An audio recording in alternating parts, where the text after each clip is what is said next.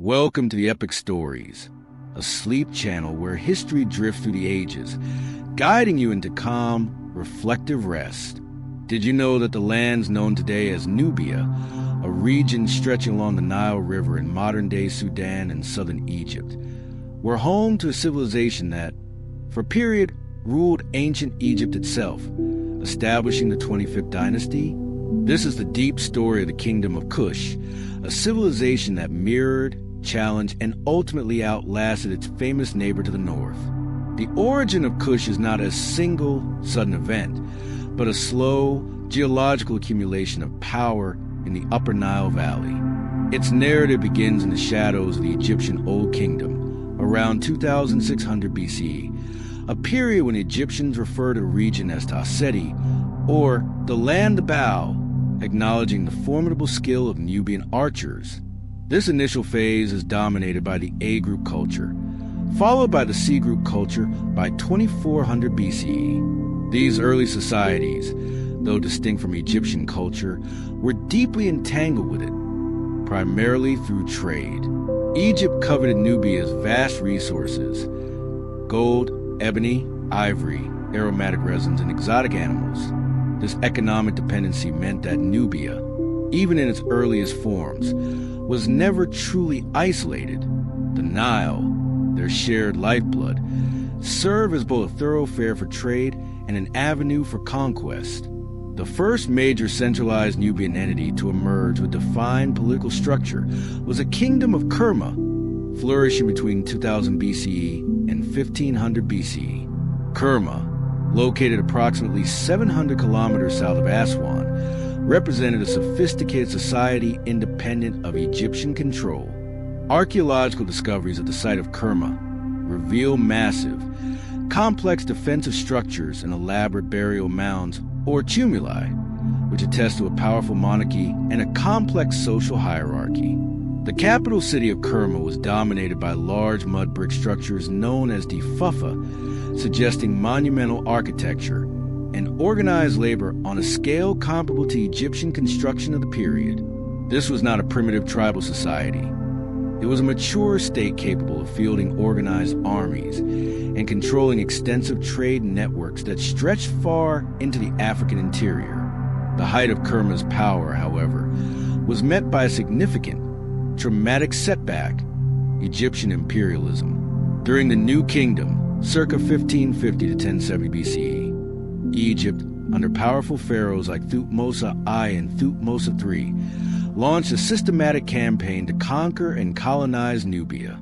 The kingdom of Kerma was defeated around 1500 BCE, and Nubia was incorporated into the Egyptian Empire, ruled by an Egyptian viceroy of Kush.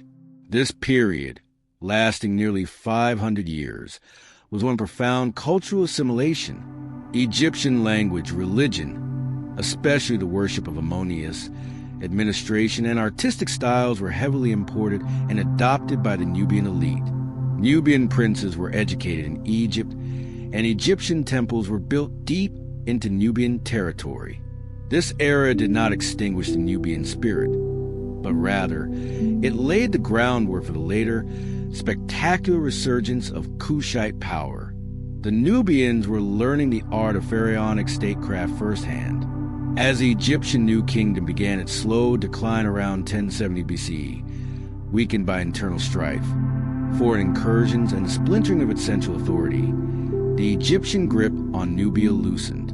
This power vacuum provided the fertile ground for the birth of the second and most famous phase of the Kushite civilization. In the region of Nepeta, further south in Kerma, a new dynasty of local Nubian rulers began to consolidate power.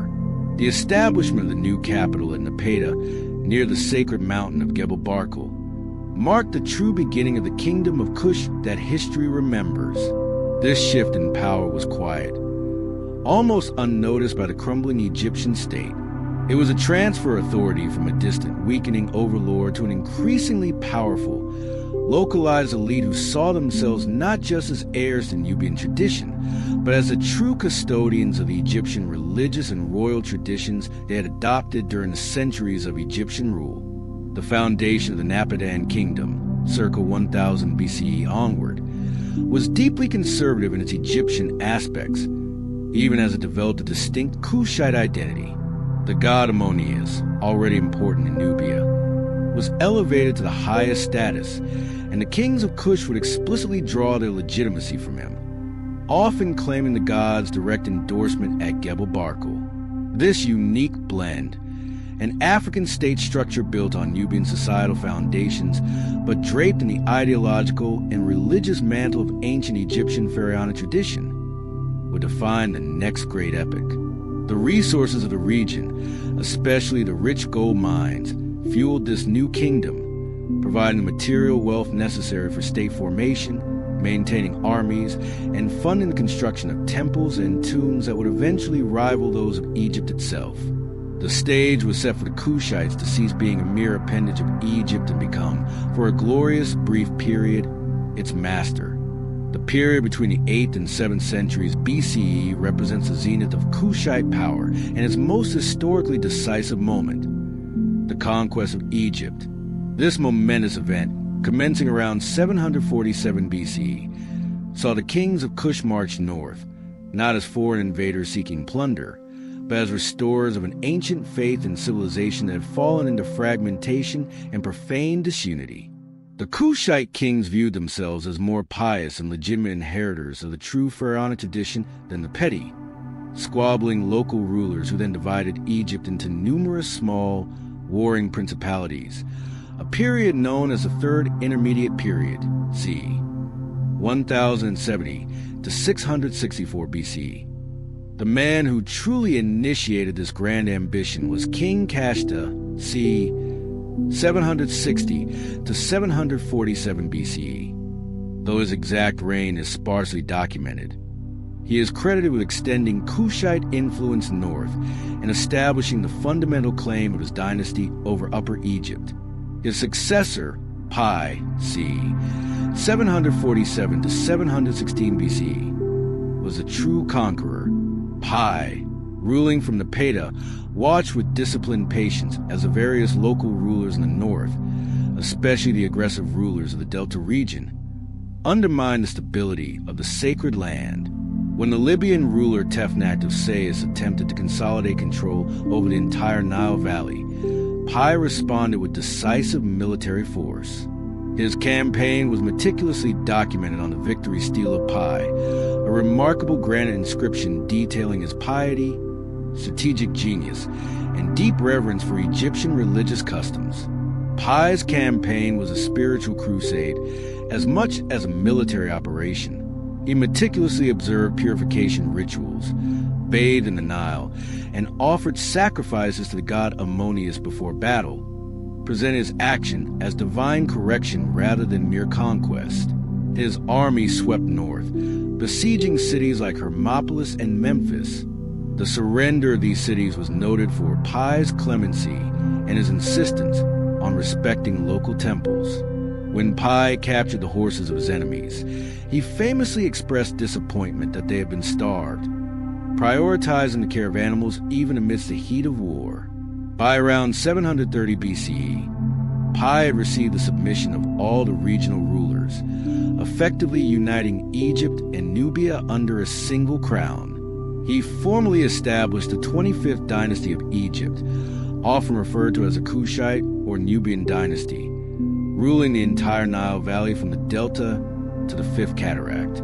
The reigns of Pi's successors continued this legacy of restoration. His brother, Shabaka, c. 716 to 702 BCE, solidified Kushite control, famously moving his permanent residence to Memphis in Egypt and reinstituting the classic style of pharaonic rule. He initiated extensive building projects, repairing ancient temples that had fallen into disrepair, and commissioning new monuments, particularly in Thebes and Memphis. One of the most significant intellectual contributions attributed to Shabaka is the preservation of an ancient theological text, the Shabaka Stone, which details the Memphite theology of creation. This act underscores a Kushite commitment to preserving and promoting ancient Egyptian cultural heritage. The Kushite Empire reached its territorial peak under Taharqa, c. 690 to 664 BCE, perhaps the most recognized of the Black Pharaohs. Taharka's reign was marked by ambitious building. He constructed numerous temples and chapels across Egypt and Nubia, including notable additions at the Karnak Temple complex and his own Grand Pyramid in Nuri. However, his reign was also defined by the emergence of a new, formidable geopolitical threat: the Neo-Assyrian Empire. The Assyrians, led by kings like Sennacherib and Esarhaddon, were aggressively expanding their domain into the Levant and pose an existential threat to Egypt's eastern border. Taharka initially supported local Levantine rulers attempting to resist Assyrian domination, viewing the Assyrian threat as an encroachment upon his sphere of influence. The inevitable conflict arrived. The Assyrians invaded Egypt multiple times. In 671 BCE, Esarhaddon launched a massive attack, capturing Memphis and forcing Taharka to retreat south to Napata. Esarhaddon declared himself king of Egypt, Paturusai, and Kush. Taharka briefly regained control of Lower Egypt after the Assyrians withdrew, but the respite was short-lived. In 667 BCE, the next Assyrian king, Ashurbanipal, launched a devastating counterattack. The Assyrians sacked the ancient, sacred city of Thebes in 664 BCE, a trauma that resonated deeply throughout Egyptian historical memory. This Assyrian pressure proved too great. Taharka died in the south, likely never having fully conceded his claim to the northern lands. His successor, Tanamani c. 664 to 656 BCE, made one final desperate attempt to reclaim Memphis, succeeding briefly, but was swiftly driven back by the Assyrians. The Assyrian armies pursued Tanamani all the way to Thebes, and the devastating sack of Thebes marked the irreversible end of the 25th dynasty's rule over Egypt. Tanamani retreated permanently south to Napata. This date, 656 BCE, marks the point where the Kushite rulers, though defeated in the north, established a profound and lasting cultural legacy that continued to define the southern kingdom for centuries. The Kushites were pushed out of Egypt, but they were not destroyed. The center of gravity of the Kushite civilization now shifted irrevocably back to Nubia, ushering in the Napatan phase proper, a period of introspection and independent cultural development fueled by the wealth and knowledge acquired during their time ruling the entire Nile Valley. Following the definitive expulsion from Egypt by the Assyrians in the mid-7th century BCE, the Kingdom of Kush entered a period often referred to as the Napatan period, c. 656 BCE, 270 BCE. This was not a period of collapse, but one of strategic retrenchment and the forging of distinct Kushite identity, deliberately blending Egyptian inheritance with indigenous Nubian traditions. The capital remained firmly rooted in Napata, situated near the fourth cataract of the Nile and the commanding peak of Gebel Barkal, the sacred mountain believed to be the dwelling place of the state god Ammonius. The focus of state energy shifted from imperial ambition in the north to monumental construction and economic consolidation in the south. The Kushite kings, now restricted to Nubia, continued the pharaonic practice of constructing pyramids for their burial. Yet they developed a style unique to Kush. Unlike the massive plateau-based pyramids of Giza, the Kushite pyramids were smaller, steeper-sided structures built on a dense scale. The earliest examples of these characteristic Kushite pyramids are found in the royal cemetery at Nuri, across the Nile from Gebel Barkal. King Taharka, despite his failure against the Assyrians, was buried here, setting the precedent for his successors. This vast necropolis at Nuri and later at El Kru represents an enduring statement of legitimacy, asserting that the Napatan rulers, even without the Nile Delta, were the true successors to the pharaonic tradition. Religion remained the core pillar of the state, centered firmly on the cult of Ammonius. The great temple at Gebel Barkal became the spiritual heart of the kingdom. Ammonius' will, interpreted through an established priesthood, held significant political sway. The selection and legitimacy of the Kushite king were often ratified through a ritualistic process at the temple, reinforcing the idea that the monarchy was divinely sanctioned. This intense concentration of religious authority in the Peda likely contributed to the stability and longevity of the Napadan state during this period of isolation. The isolation itself was, in part, a calculated defensive measure. By focusing their power south of the cataracts, the Kushites created a logistical barrier against potential northern incursions, allowing them to rebuild and prosper relatively undisturbed.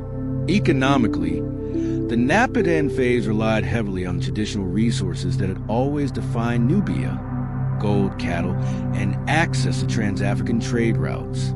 The control of the gold mines in the eastern desert provided the wealth necessary to maintain the monumental building programs and the royal court. Furthermore, the Kushite rulers acted as crucial intermediaries in the trade of exotic goods, such as incense, leopard skins, and specialized timber, moving from the African interior to the Mediterranean world. This economic role provided both stability and political influence, even without direct control of Egypt. Culturally, this era saw the evolution toward a greater distinction from Egypt. While the kings still used Egyptian hieroglyphs on royal monuments, the indigenous Nubian elements began to assert themselves more strongly.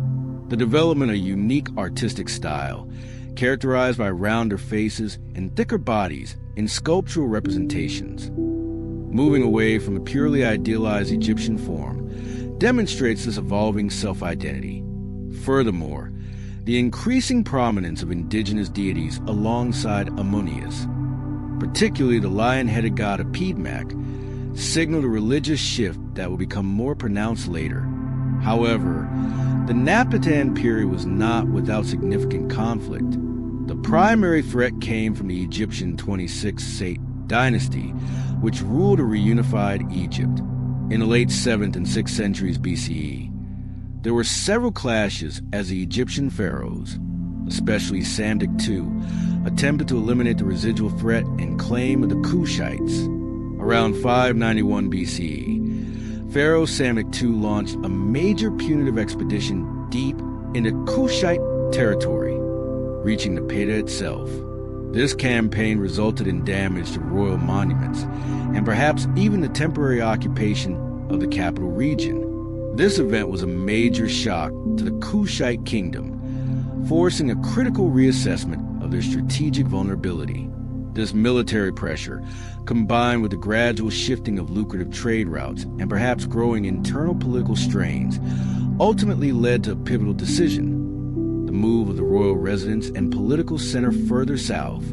Sometime around 270 BCE, the seat of power officially relocated from the Peda to Meroe, a city located between the 5th and 6th cataracts.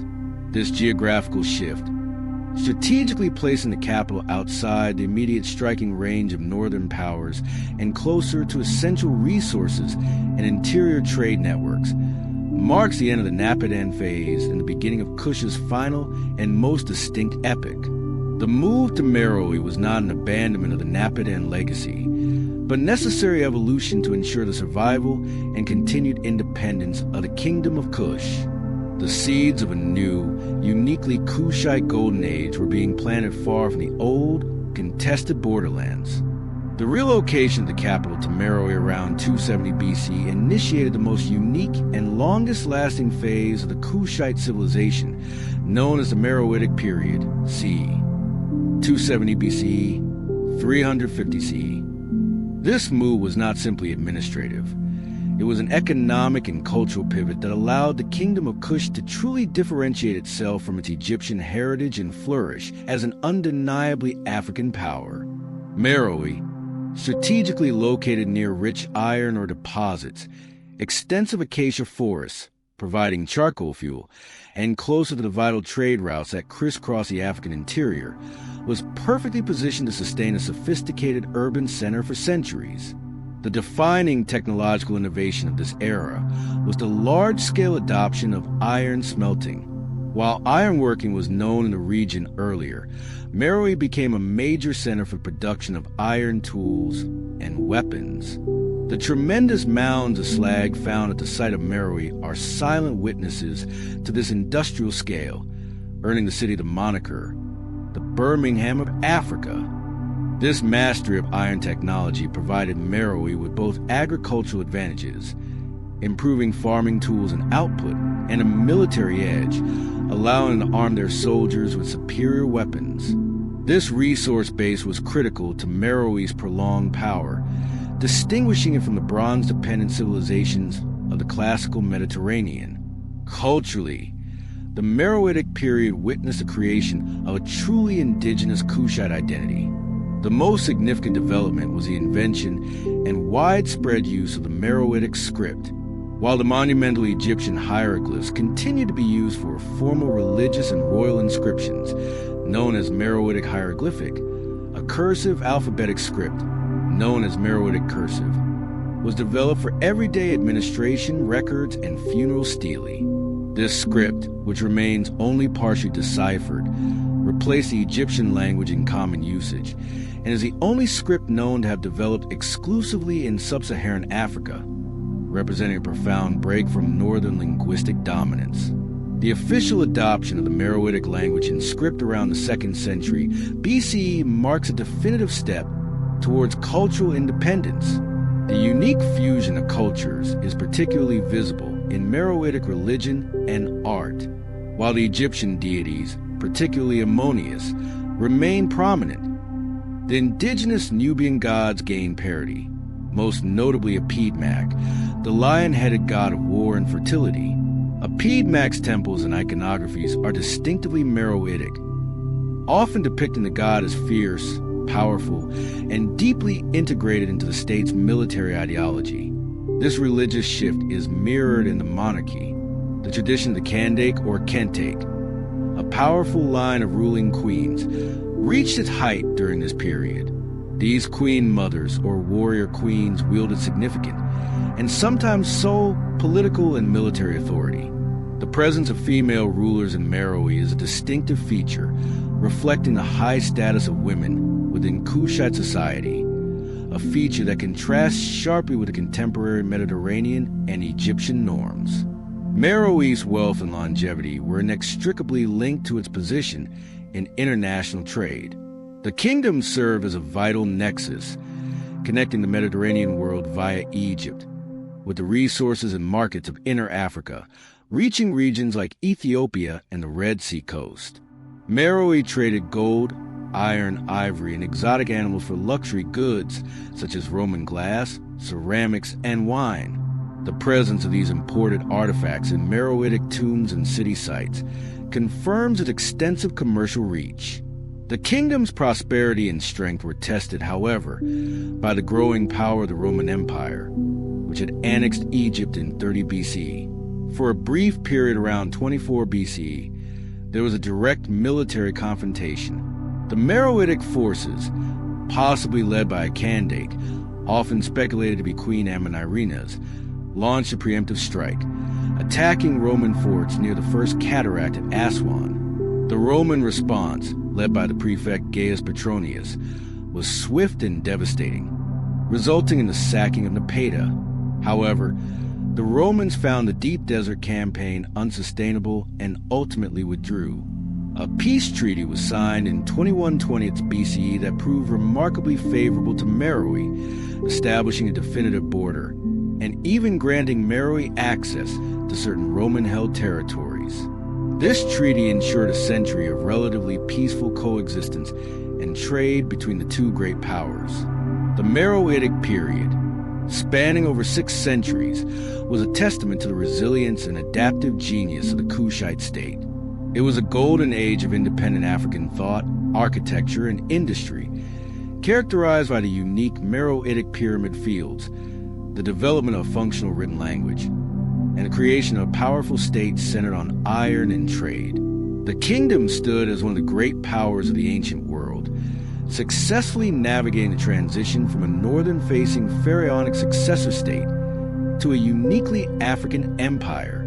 The enduring physical legacy of the Kingdom of Kush is most eloquently expressed through its unique architectural achievements, which reveal a confident synthesis of Egyptian monumental tradition with Meroitic aesthetic and construction innovation. The most famous and distinctive structures are the pyramids of the royal cemeteries, particularly those at Meroe City, Begrawiya, and Nuri. These structures, built across nearly 1,000 years from the Napadan period onward, demonstrate both continuity with the pharaonic past and a decisive break toward a distinct Kushite style.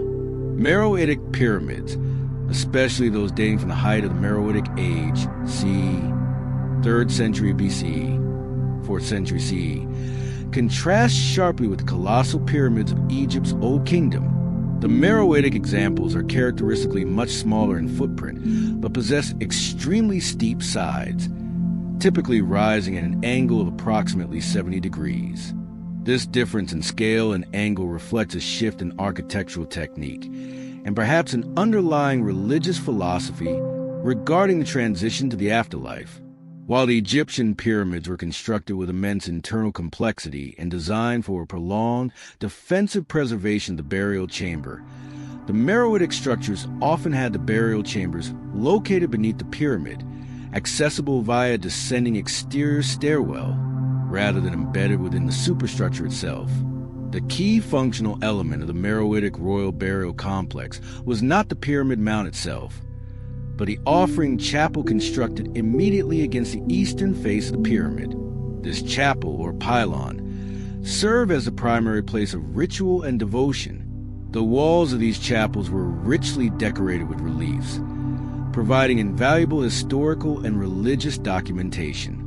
These reliefs depict the deceased king or candidate before the gods, scenes of the funeral procession, and specific ritual acts, often incorporating iconography of the lion god of Piedmont alongside Egyptian deities like Isis, Osiris, and Ammonius. Crucially, the reliefs often utilize a native Meroitic language and script, further asserting the cultural independence of the kingdom. Beyond the burial complexes, the Meroitic cities and temples demonstrated advanced planning and construction. The capital city of Meroe itself was a sprawling complex featuring urban areas, royal palaces, industrial workshops, especially iron foundries, and monumental religious precincts. Key examples include the royal baths and the Sun Temple, which showcase a unique blend of architectural styles. The utilization of baked red brick, rather than the mud brick dominant in much of earlier Egyptian architecture, was a common feature in Meroe, contributing to the durability of the structures and perhaps indicating greater access to fuel sources like charcoal from the nearby acacia forests. The construction of water reservoirs, known as hafers, was also critical to Meroe's survival and growth. Situated away from the main Nile flood basin, Meroe relied on seasonal rains and sophisticated water management systems. These large circular or square basins were designed to collect and store rainwater during the rainy season, ensuring a vital supply of water for the populace and industries during the long dry season, demonstrating sophisticated civil engineering tailored to the specific climatic conditions of the region. Throughout the Meroitic period, temple architecture served as a public affirmation of royal and divine authority.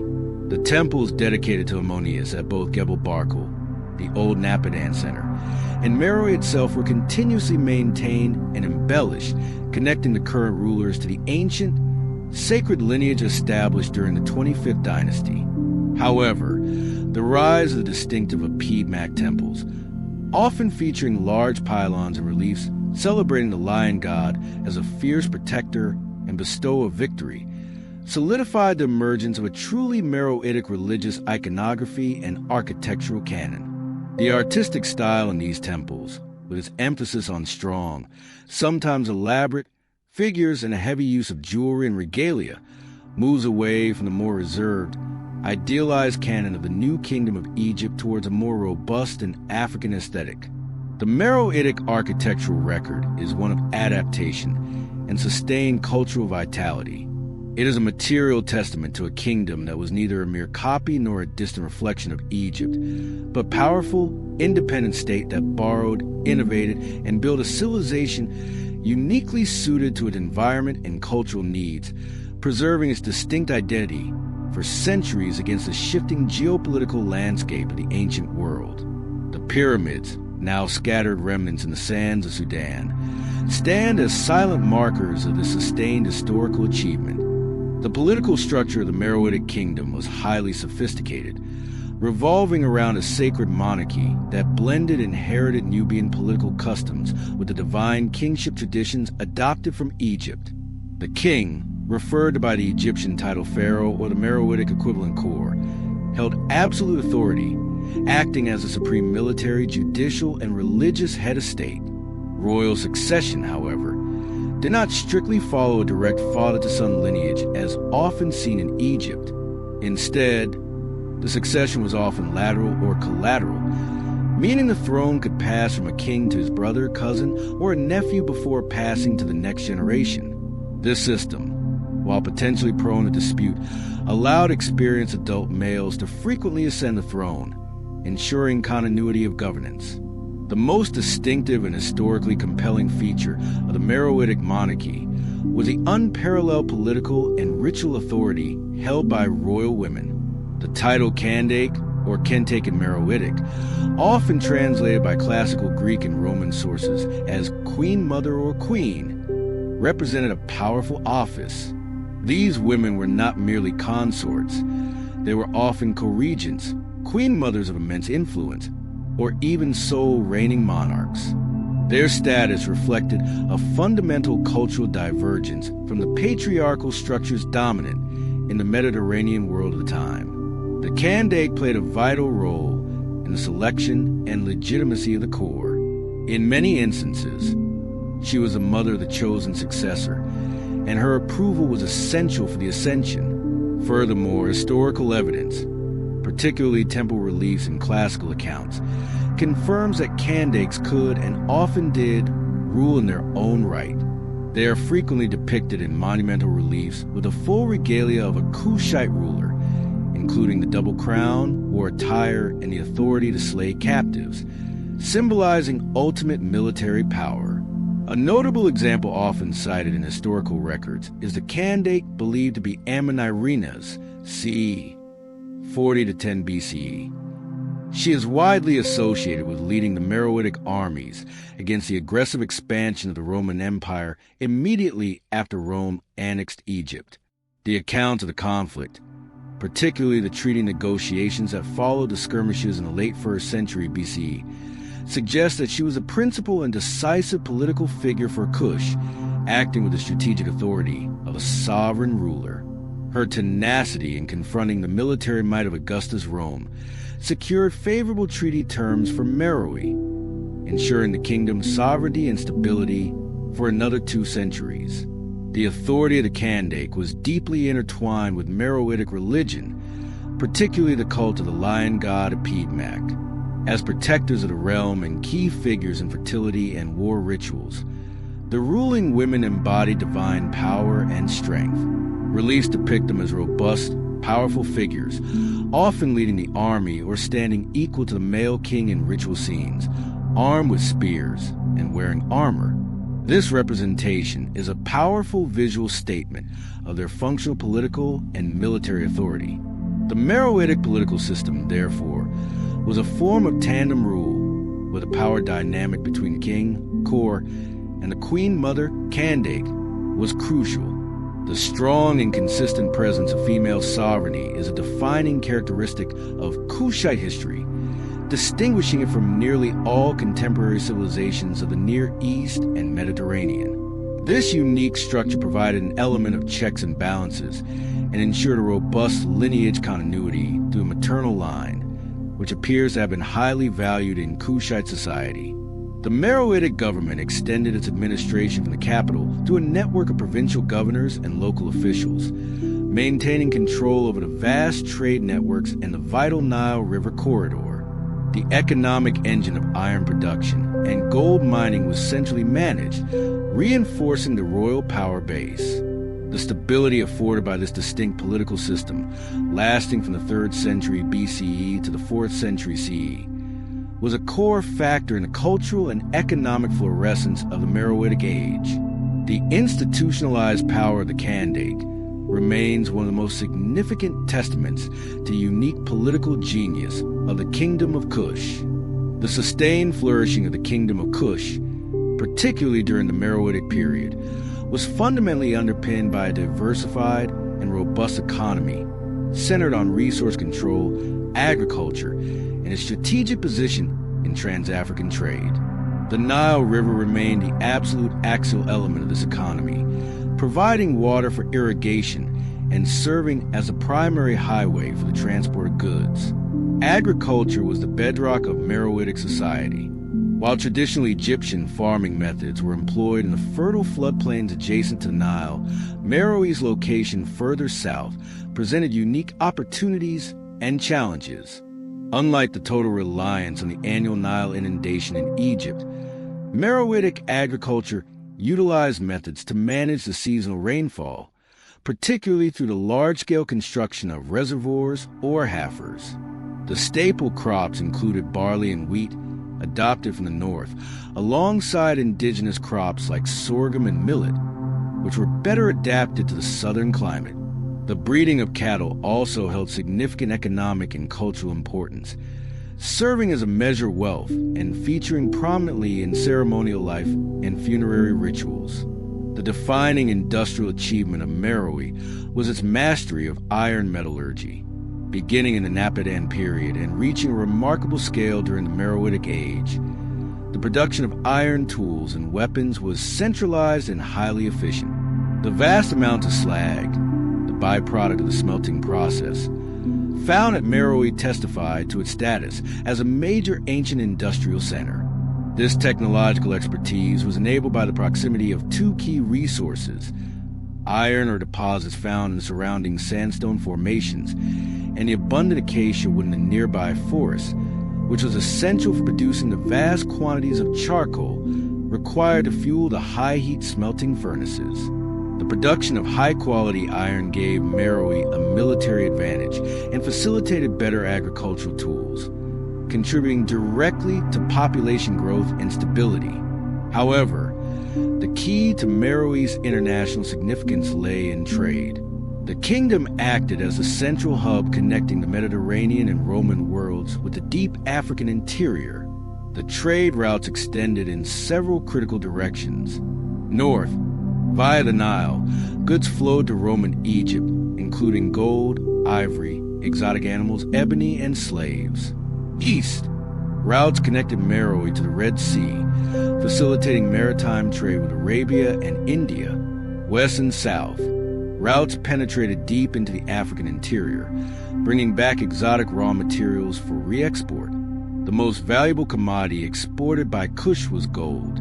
The rich gold mines of the eastern deserts of Nubia had been exploited since the time of the Egyptian New Kingdom, and the control of these resources provided the vast wealth necessary to finance Meroitic monumental architecture, foreign diplomacy, and the royal court. The name Nubia itself is thought by some derived from the ancient Egyptian word for gold, nub.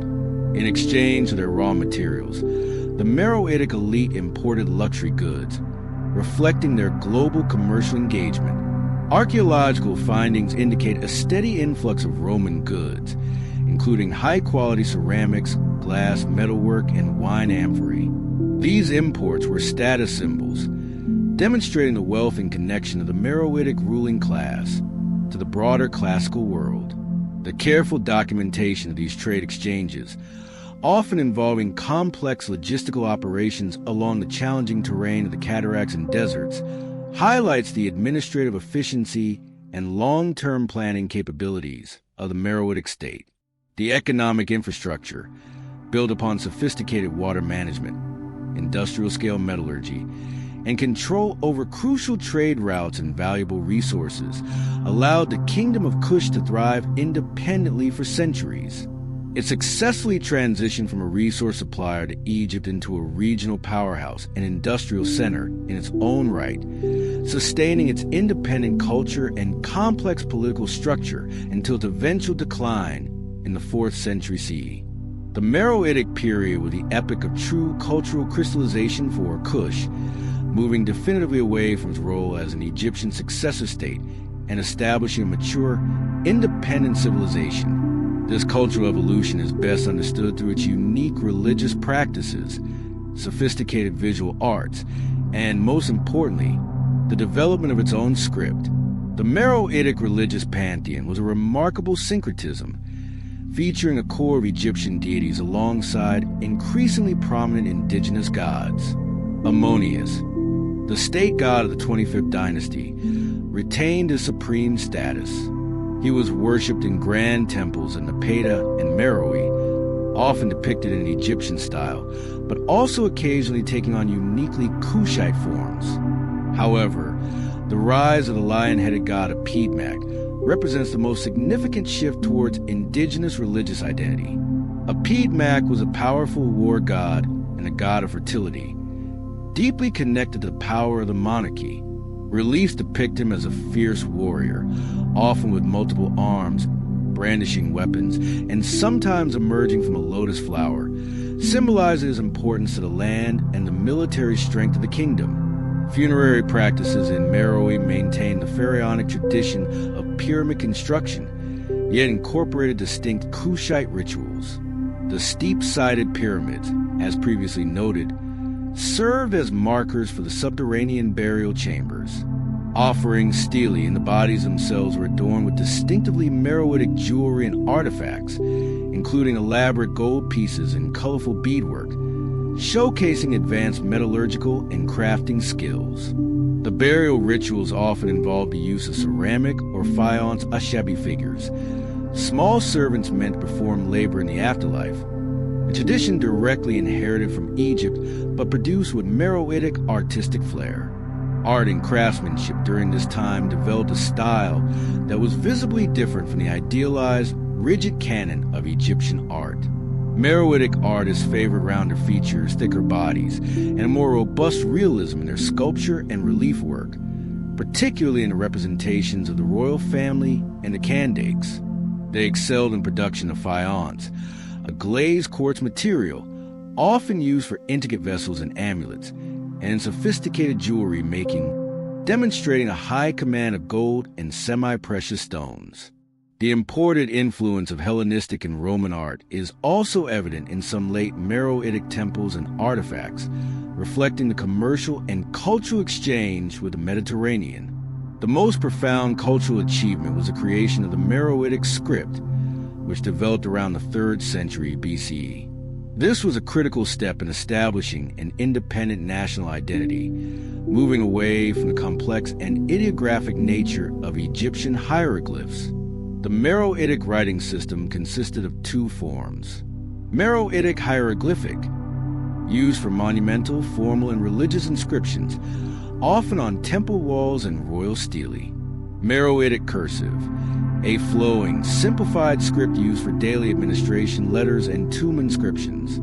Crucially, the Meroitic script was a semi-alphabetic system, and the Bujada, employing 23 basic signs. Each consonant typically implied an inherent vowel A, but specific signs were used to denote other vowels.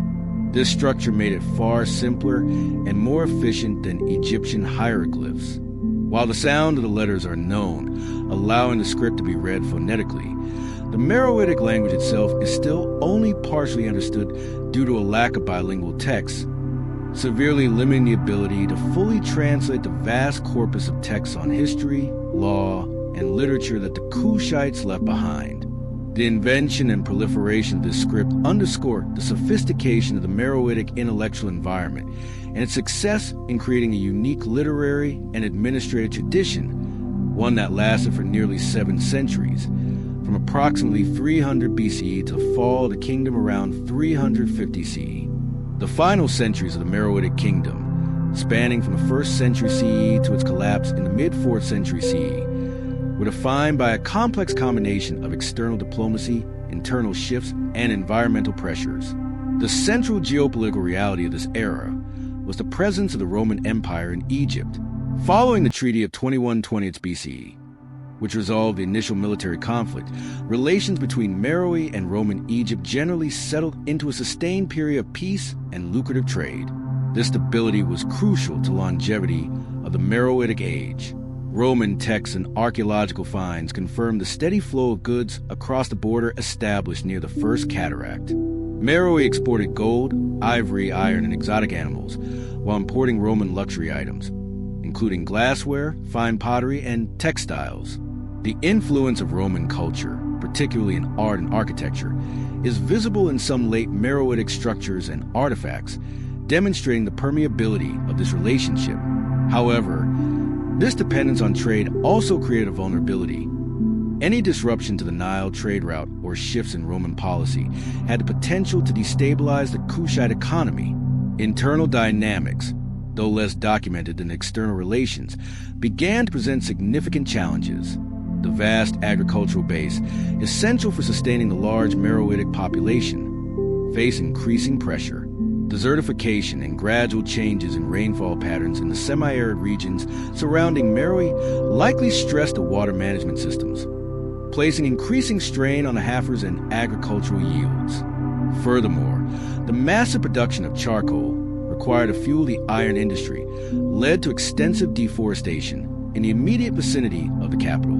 This environmental degradation created a vicious cycle of resource depletion, making it increasingly difficult to sustain both the population and the core industry of the kingdom. Simultaneously, the geopolitical landscape to the south and west began to shift. Nomadic groups, sometimes referred to as the Blemies in the eastern desert, and other tribal populations grew in strength and began to encroach upon the Meroitic borders and disrupt the vital trade routes. These incursions likely drained Meroe's military and economic resources, forcing them to divert focus from administration and production to constant defense.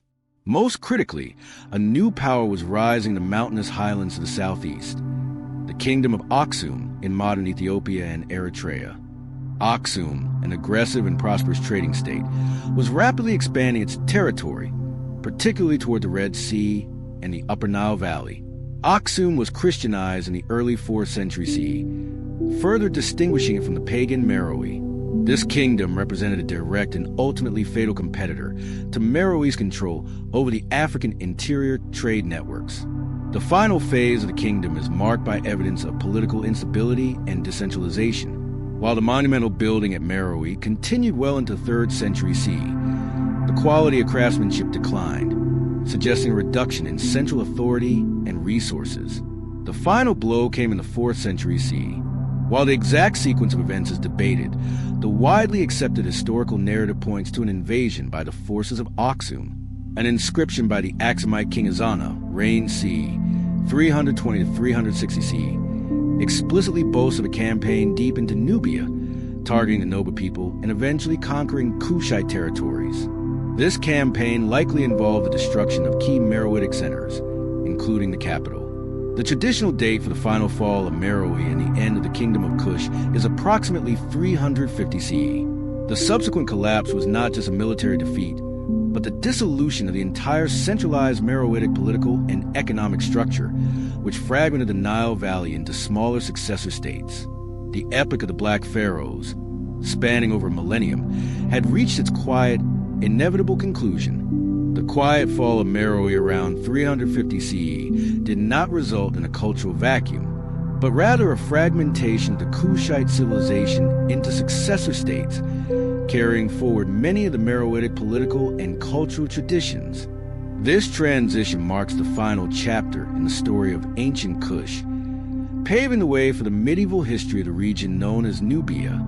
Immediately following the Aksumite invasion and the collapse of the central Meroitic state, the vast territory was reorganized into several smaller, politically distinct entities. The most significant of these successor kingdoms were established by the Noba people, whom the Aksumite king Ezana mentions in his victory inscription. These new groups were largely indigenous to the region, but inherited the infrastructure, population, and cultural memory of Meroe. By the 6th century CE, three major kingdoms had crystallized along the Nile. Nobatia in the north, with its capital at Pharos. Makuria in the center, with its capital at Dongola. Alodia in the south, with its capital at Soba. These successor kingdoms continued to utilize the infrastructure of the Nile Valley, maintain trade relations, and preserve elements of the Meroitic royal tradition, even as they began to absorb new influences. The pyramids ceased to be built, but the reverence for the ancient Kushite sites, such as Gebel Barkal, persisted. The most profound transformation in the successor states was the adoption of Christianity. Beginning in the mid-6th century CE, specifically 543 CE onwards, these three kingdoms were gradually converted to Coptic Christianity through missions dispatched from Constantinople and Egypt. This conversion was systematic and state-sponsored. Churches replaced temples, and Christian theology overlaid the ancient indigenous and Egyptian religious practices. The Meroitic language and script were eventually superseded by Coptic Greek and Old Nubian, a new written language that developed to accommodate the Christian faith and administration. This new literary tradition, written using an adaptation of the Greek alphabet with some Meroitic characters, flourished for centuries. The legacy of the Kingdom of Kush is immense, extending far beyond the borders of ancient Nubia. Its most significant contributions include pharaonic continuity. The Kushite kings, particularly the 25th dynasty, c. 747 to 656 BCE, ensured the preservation of ancient Egyptian religious and cultural orthodoxy at a time when Egypt itself was politically fragmented. They viewed themselves as the true restorers of the sacred Egyptian traditions. African industrialization. Meroe was one of the earliest and largest centers of iron production in Africa, demonstrating sophisticated industrial capabilities that sustained a complex civilization for centuries and influenced technological development across the continent. Indigenous identity. The development of the Meroitic language and script established a unique literary tradition that was wholly independent of foreign influence, marking a significant intellectual achievement and asserting a separate African identity. Female sovereignty. The institutionalized power of the Kandakes, or ruling queens, stands as a unique testament to the high status and political authority of women within the Kushite state, offering a distinct political model compared to contemporary Mediterranean civilizations.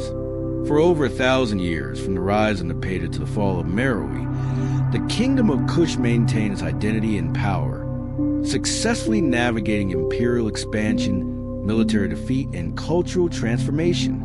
Its pyramids, its lost language, and the deep echoes of its powerful female rulers remain a silent, profound chapter in the history of the Nile Valley and the continent of Africa. The story of the Black Pharaohs is not merely an appendage to the history of Egypt, but a powerful, independent epic of its own.